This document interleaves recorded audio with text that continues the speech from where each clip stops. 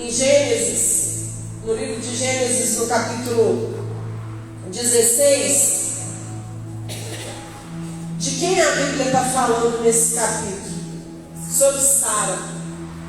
E eu quero que você preste atenção no que eu vou te falar hoje, algo que o Espírito Santo colocou no meu coração. Quem é Sara? Sara sou eu e você, quando a gente começa a achar que a promessa de Deus não é mais para nós. Todos nós vivemos como Sara em algum momento da nossa vida. Sara condicionava a promessa, por um tempo ela condicionou a promessa de Deus à idade dela.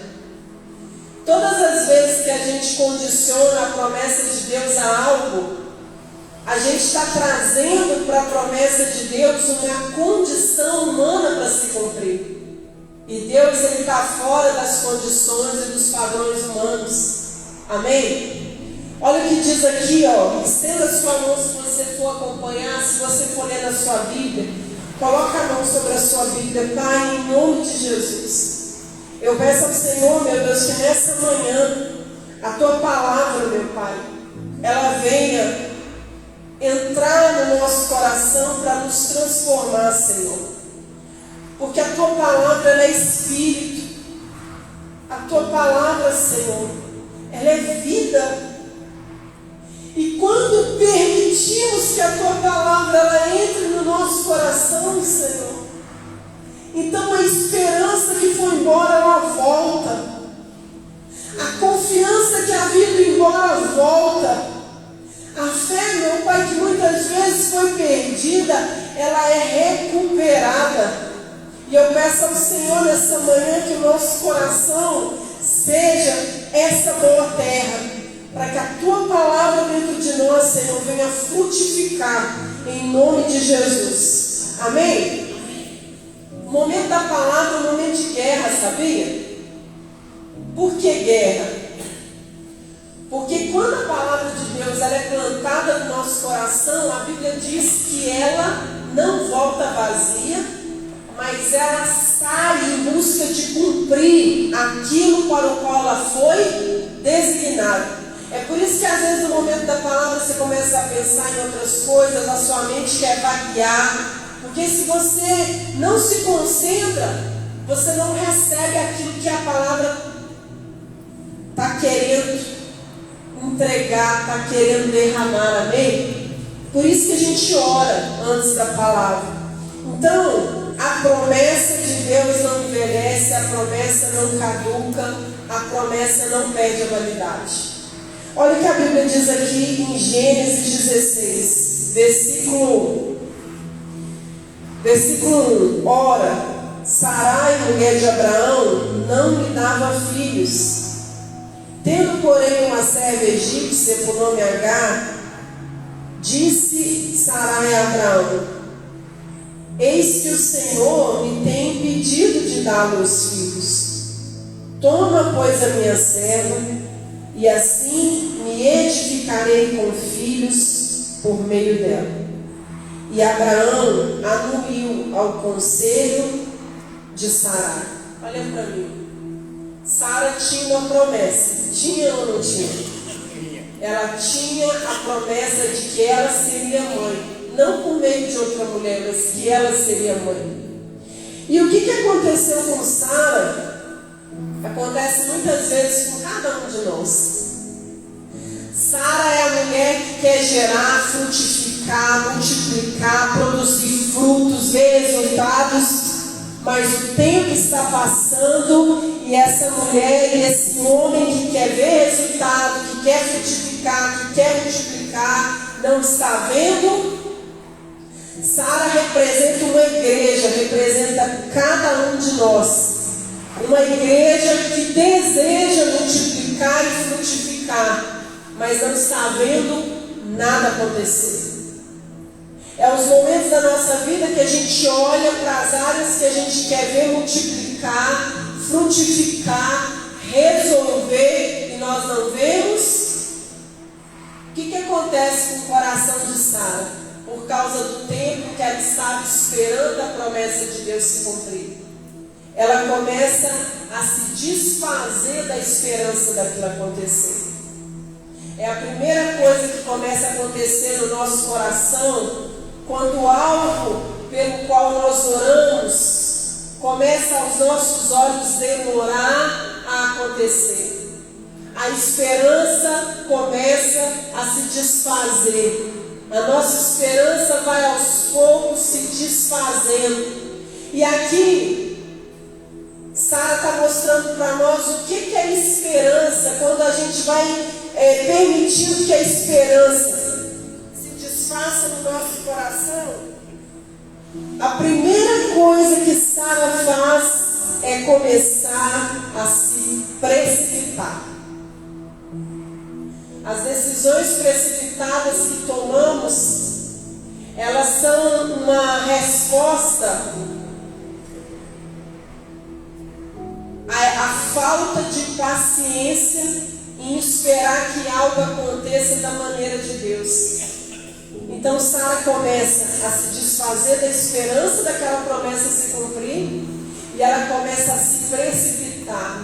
E o que eu faço quando eu me precipito? Eu começo a fazer do meu jeito. Eu começo a fazer do meu modo. Eu começo a fazer da minha maneira. Porque eu tenho que fazer alguma coisa para que aquilo aconteça. Eu tenho que agir de alguma forma para que aquilo aconteça.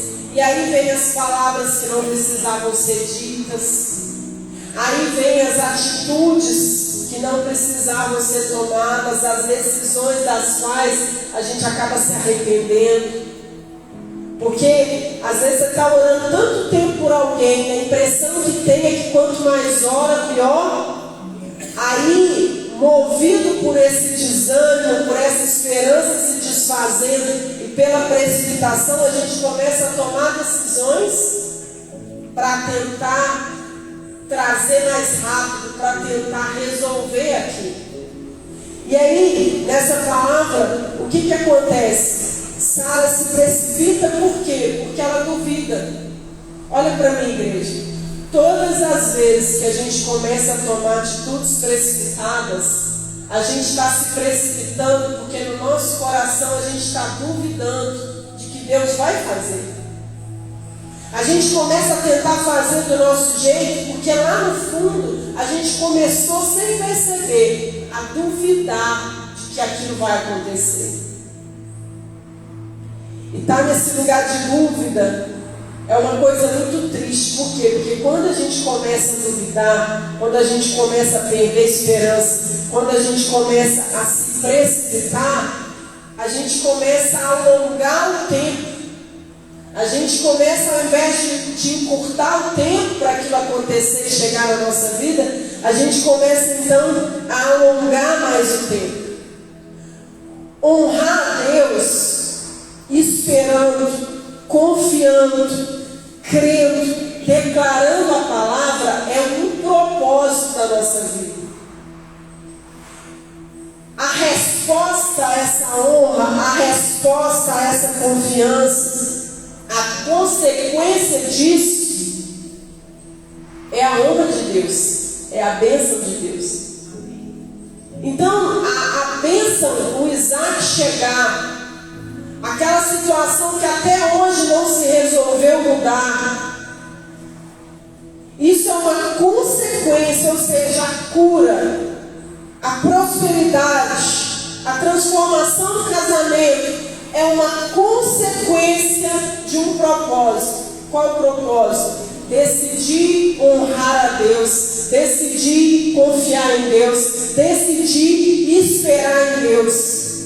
Então, quando eu tenho no meu coração um propósito, eu vou honrar a Deus com a minha fé, eu vou honrar a Deus esperando Ele fazer, eu vou honrar a Deus confiando que Ele está cuidando disso, ainda que eu não entendo. A consequência dessa honra, desse propósito, é Deus fazer aquilo que nós não podemos fazer.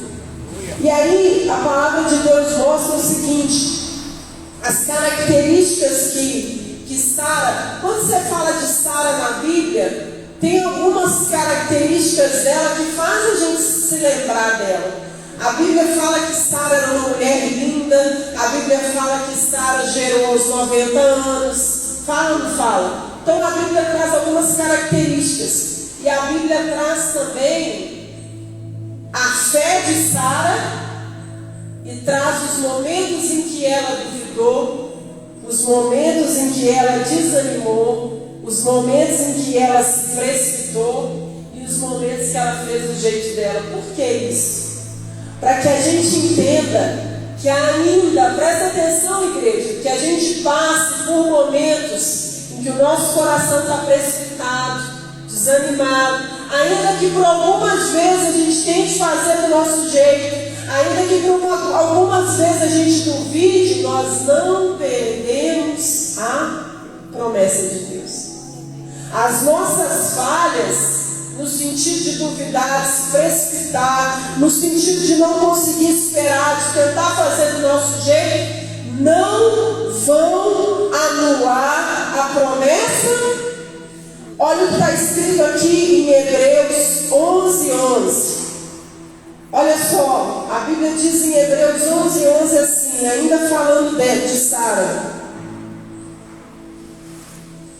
Pela fé, e também pela fé Abraão e também a própria Sara, apesar de estéril e avançada em idade, recebeu poder para gerar.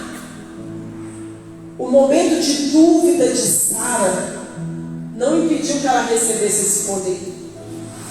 O momento de precipitação dela não impediu que ela recebesse esse poder.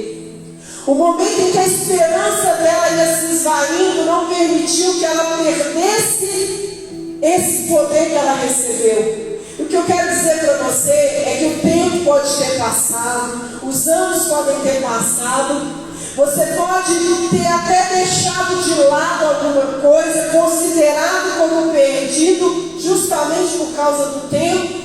Você pode estar vivendo hoje um momento em que Sara estava vivendo desanimada, a gente pode estar vivendo hoje um momento de precipitação, a gente pode estar vivendo hoje um momento de tentar fazer do nosso jeito, mas se hoje eu disser, Senhor, eu quero honrar o Senhor, confiando de que a promessa do Senhor para a minha vida, para a minha família, não caducou. A promessa do Senhor não perdeu a validade. E eu quero hoje confiar que o Senhor vai fazer aquilo que o Senhor declarou sobre a minha vida. Nada desses momentos de Sara me diz isso aqui, dela receber poder. Agora diz assim, porque ela considerou fiel aquele que lhe havia feito. A promessa de Deus na nossa vida está condicionada à nossa confiança de que Deus ele é fiel. De que Deus ele não está limitado ao nosso tempo, aos nossos anos de vida, ele não está limitado às nossas experiências, mas ele é. O que fez Sara obter o poder que fez ela gerar? Foi ela crer e confiar que o Senhor continuava fiel. E o que é declarar que o Senhor continua sendo fiel na minha vida? O que é declarar que eu considero Ele fiel? É olhar para tudo que está ao contrário daquilo pelo qual eu tenho orado. É olhar para tudo que está acontecendo à minha volta que contraria a minha fé e considerar que Deus continua sendo fiel, que Deus continua sendo fiel à palavra dele. Se ele disse que eu vim, ele veio para ter uma vida em abundância, eu vou viver essa abundância. Se ele disse que os meus filhos ao redor da minha mesa serão como a videira cheia de azeite, serão como o rebento da oliveira, eu vou confiar que ele é fiel para cumprir isso. Se ele disse que ele foi moído pelas minhas transgressões e que todo o pecado, toda a condenação, toda a doença foi levada por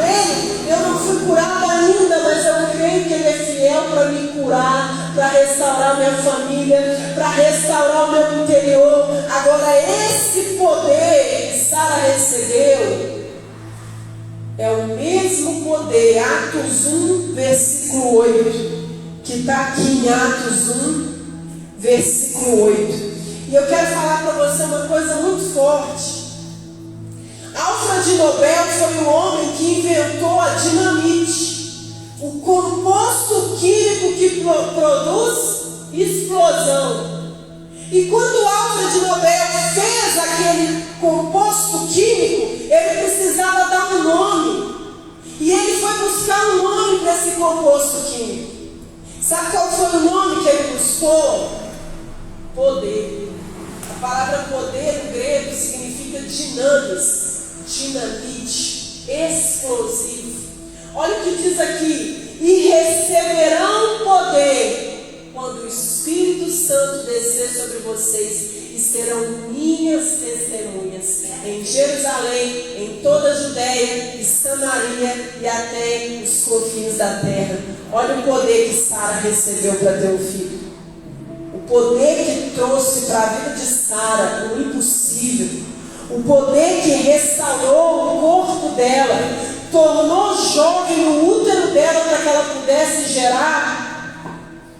É o poder que desce sobre nós e faz de nós testemunhas do Senhor. Essa palavra explosivo significa que o poder de Deus dentro de nós, ele representa um explosivo, ele representa uma dinamite. Olha como é forte isso, igreja. Se dentro de mim eu tenho um poder explosivo, o inferno não fica diante de mim. Se dentro de mim eu carrego esse poder explosivo, nada vai ficar diante de mim.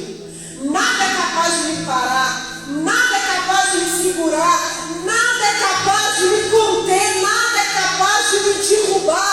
É esse poder que Jesus quer derramar sobre cada um de nós. Porque quando a Bíblia diz que recebereis poder e sereis minhas testemunhas, a palavra de Deus está dizendo o seguinte: eu só posso testemunhar, ser uma testemunha de Jesus, quando esse poder enche a minha vida. E por quê? Porque quando esse poder enche a minha vida, então, diante de mim, diante da minha vida, diante dos meus olhos, as coisas não serão vistas da maneira que estão, mas da maneira que irão ficar. Eu não sou mais condicionada àquilo que eu vejo, mas àquilo que eu creio. O mesmo poder que fez Sara ser mãe aos 90 anos é o poder que vem sobre nós, chamado Espírito Santo, e transforma tudo dentro de nós. E não é melhor, não. Não faz a gente ficar melhor, dona Bíblia, faz a gente ser totalmente transformado. Olha só o que aconteceu com os discípulos. A Bíblia diz que Pedro, ele era um homem sem instrução, ele era um homem considerado ignorante, ele era um homem que não tinha formação. Só que quando o Espírito Santo veio sobre Pedro, a Bíblia diz que as pessoas olhavam para ele e diziam: é esse Simão Pedro? Esse é o Simão Pedro, o pescador? Porque elas ficavam assustadas com a eloquência daquele homem. Um homem que era totalmente desequilibrado se torna um homem equilibrado. Um homem que era indisciplinado se torna um homem disciplinado por causa desse dunamis, desse poder explosivo que Deus coloca dentro de nós, que faz com que todos os traumas sejam vencidos, que faz com que a velha natureza, então, seja condicionada ao Espírito de Deus, que faz com que a tendência carnal seja trocada pela tendência do céu. Eu passo então a não ter uma tendência mundana. Eu não tenho mais tendência às coisas do mundo, eu tenho tendência às coisas do céu. E nessa manhã, o Espírito Santo colocou essa mensagem no meu coração para trazer para você. Por quê? Porque Sara só viveu o extraordinário, aquilo que mulher nenhuma mais viveu, porque ela foi cheia desse poder. E eu te pergunto hoje, para ser testemunha, o que é ser testemunha? É eu falar daquilo que eu vi, daquilo que eu ouvi, daquilo que eu vivi. Se alguém chega para você e fala que seu filho não existe, a música ali, Felipe. Se alguém chega perto de você e fala assim, olha, seu filho não existe, alguém que você conhece de perto, você vai acreditar? Não, porque você conhece. Você é testemunha da existência do seu filho. Você é testemunha da existência dessa pessoa. Ser testemunha de Jesus é conhecê-lo pessoalmente a ponto de nenhum argumento, de nenhuma colocação que trouxerem para você trazer dúvida para o seu coração. Por quê? Porque você conhece. Você vai dizer, não, o Espírito Santo, eu conheço. Ele mora em mim, ele habita em mim. E quando isso acontece, eu passo a testemunhar Jesus. Então, eu passo a dar testemunho desse poder. Eu passo a ser testemunha desse dinamite, desse explosivo que veio sobre mim, com uma função de me fazer testemunha dele em todo lugar que eu for. Então, nessa manhã, eu quero que você entenda que esse poder, ele está disponível para todos nós, só que existe uma condição. O Espírito Santo, para vir sobre nós, ele vem com uma condição: sede. Quando você está com sede, você quer tomar água, você consegue trabalhar com sede? Como é que a gente fica quando a gente está com sede? Incomodado, não fica? E a gente só sossega quando toma? Quando essa sede pelo Espírito Santo vem sobre o meu coração e eu começo a ficar incomodado de não ter vivido essa experiência, incomodado de não ter recebido esse poder, quando eu não me conformo mais no dia que eu quero esse poder na minha vida, Senhor, eu quero essa experiência, eu quero receber o Senhor dentro de mim, eu quero ser testemunha desse poder dentro de mim. Quando essa sede ela começa a incomodar seu coração, então o Espírito Santo vem. Amém? E quando o poder dele vem, o desânimo, a precipitação, a esperança que ia se esvaindo, tentar fazer as coisas do próprio jeito, tudo isso é vencido pelo poder do Espírito Santo. Porque aí o nosso coração, ele se torna submisso a Deus. Eu não sou mais refém dos meus sentimentos. Eu não sou mais refém do que eu estou sentindo hoje, do que eu sinto amanhã. Porque eu tenho, a Bíblia diz, um professor dentro de mim, me guiando a toda verdade. Igreja, estamos vivendo um tempo, a Bíblia fala que viveríamos tempo, em Apocalipse, de extremo engano. As pessoas seriam enganadas. O espírito do anticristo é um espírito que trabalha trazendo engano, trazendo mentiras como verdade. Você sabe qual é o único antídoto, o único remédio para que nós não sejamos enganados por esse espírito de engano que vem sobre a terra? O Espírito Santo. Porque a Bíblia diz que ele nos guia a toda verdade. Ele faz você ouvir alguém dizer algo, pesar aquilo e saber se aquilo é real, se aquilo não é, se aquilo é verdade ou se aquilo não é verdade. E nós vamos orar agora, e eu quero orar com você de maneira intencional, para que esse poder venha encher sua vida, amém? Para que o Espírito Santo venha envolver você. Se você fala assim, pastor, mas eu não tenho sede, peça a Deus que te dê sede.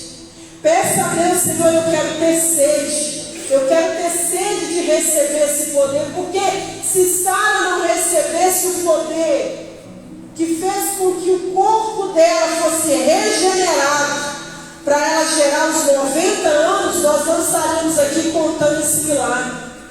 O poder de Deus, quando vem na nossa vida, Ele regenera todo o nosso ser, Ele regenera a nossa mentalidade. Sabe o que Ele faz? Ele faz o nosso passado ser um assunto resolvido. Ele faz com que a gente consiga viver o nosso presente com esperança de que o nosso futuro está sendo cuidado por Ele. E é uma promessa para todos nós, porque Jesus disse assim, ó, ide e fazei discípulos de todas as nações.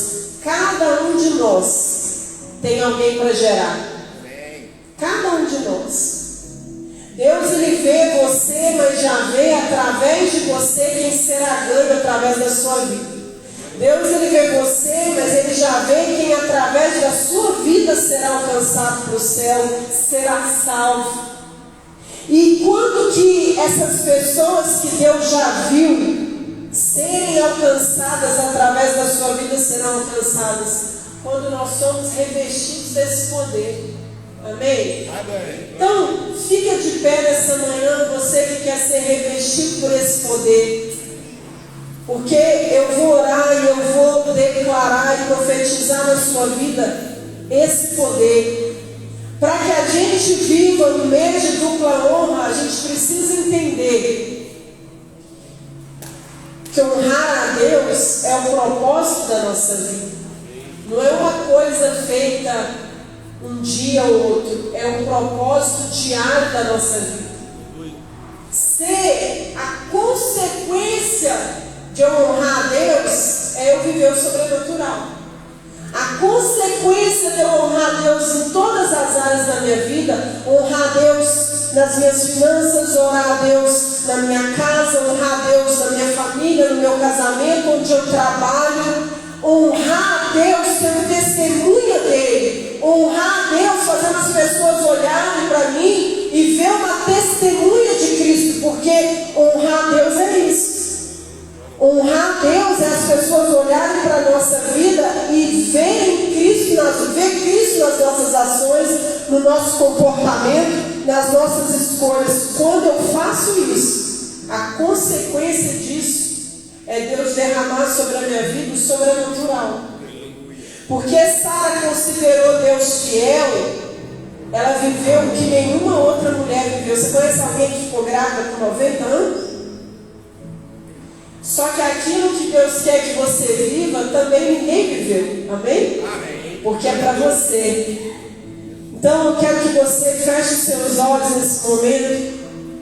Que você coloque as duas mãos sobre o seu coração.